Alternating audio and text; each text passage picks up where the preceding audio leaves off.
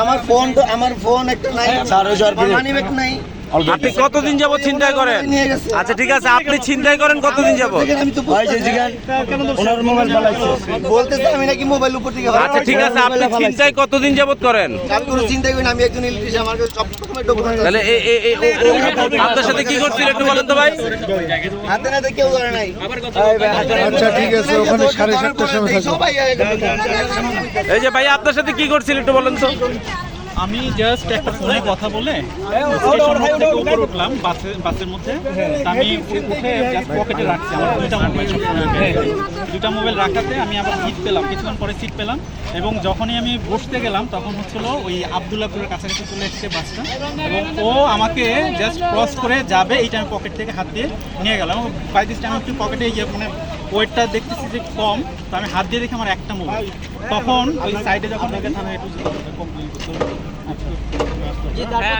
আচ্ছা তারপর বলেন।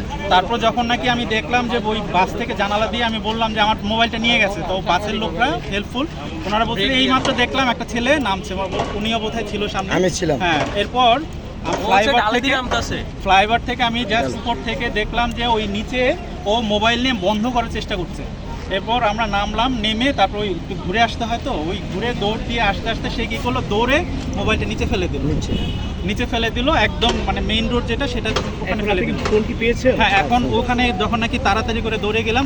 পুলিশ যে আন্তরিকভাবে আপনাকে সহযোগিতা করলো সেজন্য কি আপনি ধন্যবাদ কৃতজ্ঞতা প্রকাশ করছেন? এখন পর্যন্ত যে পুলিশের কাছে আমি গিয়েছিলাম উনি বলেছে যে 11 নম্বর থানায় যাওয়ার জন্য, তো এখন উনি আছেন, এখন পর্যন্ত ঠিক আছে। আমরা কি আশা করতে পারি বাংলাদেশের একজন সচেতন নাগরিক হিসেবে আপনি পুলিশকে সহযোগিতা করার জন্য এখন থানায় যাবেন এবং তার বিরুদ্ধে আইনগত যে ব্যবস্থাগুলো সর্বোচ্চ মামলা পর্যন্ত করার চেষ্টা করবেন? সেটা চেষ্টা করব অবশ্যই। জি, আপনাকে অনেক অনেক ধন্যবাদ। Thank you so much.